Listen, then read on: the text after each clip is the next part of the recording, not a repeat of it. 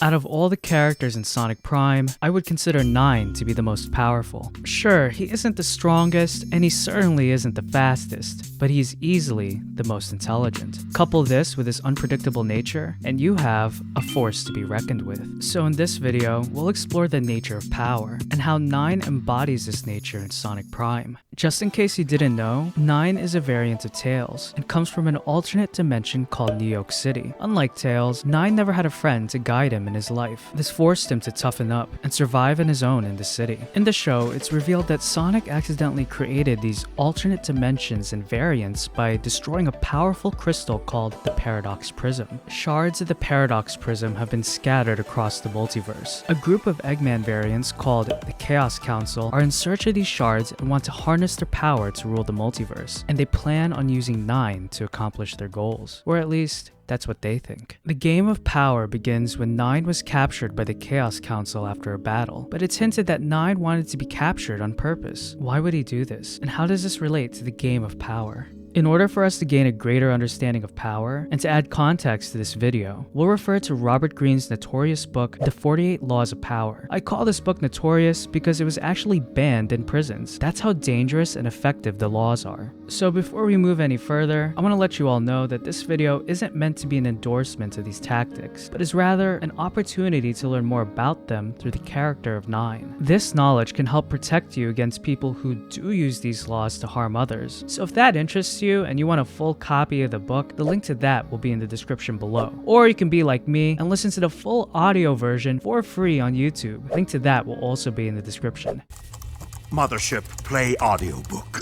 Playing The 48 Laws of Power by Robert Greene. So what is power? According to Robert Greene, power is the ability to control your environment and influence the thoughts and actions of others. Deception is key to holding power, and we see 9 deceive masterfully as a captive, as he himself puts it. You see, playing prisoner has its advantages. By willfully surrendering to the council, 9 implements Law 22 into practice. Use the surrender tactic. This law emphasizes the strategic use of surrendering or appearing weak in order to gain an advantage. 9 knows full well that the Chaos Council holds the most influence and resources in the multiverse. Being captured gives 9 the leverage to use all that the council has to offer in achieving his goal, creating his own world with the Paradox Prism. As a prisoner, 9 is able to work from inside the belly of the beast. Hang on, 9. I'm coming for you. No, don't worry about me.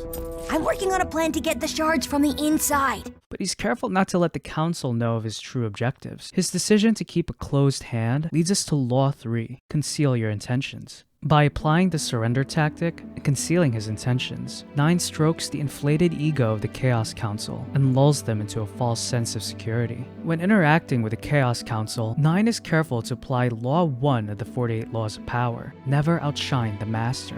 Appearing too strong invites the danger of drawing too much attention to oneself. By shining too brightly, you run the risk of threatening the sense of superiority of those who hold more power over you. All of this can make you a target. By cloaking himself in weakness, 9 is better able to control his enemies without the threat of retaliation. Now, you may be wondering why the Chaos Council didn't just get rid of 9 when they had the chance. Remember, the goal of the Chaos Council is to harness the power of the Paradox Prism for themselves, and no one understands the Paradox Prism like 9. He knows its limits and its potentials. For the Chaos Council, this mind is not only valuable, but needed. If they are to rule the multiverse, they're gonna need 9's expertise about the Prism. Getting rid of him too soon will only threaten their conquest. 9's ability to recognize and capitalize on this need leads us to Law 11, keep people dependent on you. Cultivating dependency makes you valuable and gives you a greater degree of control over others. I mean, it makes sense, right? Why cut off the hand that feeds you? Soon the Chaos Council will have a third shard in our grasp.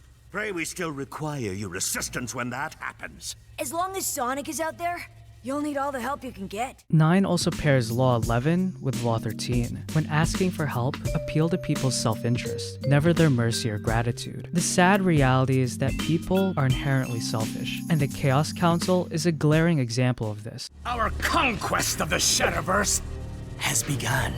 I'll give our girlbot the go-ahead on Operation Elimination. Eliminating the Hedgehog is a bad idea. You'd be fools to get rid of him before the Shatter Drive technology is perfected. That's right.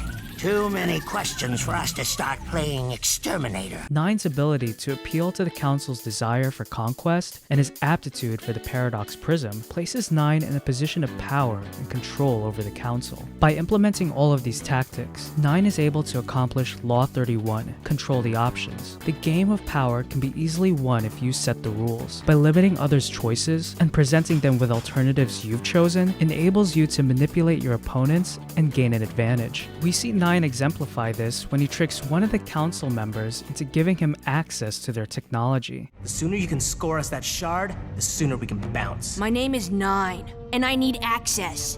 Wow, full access. What an egghead. Hello?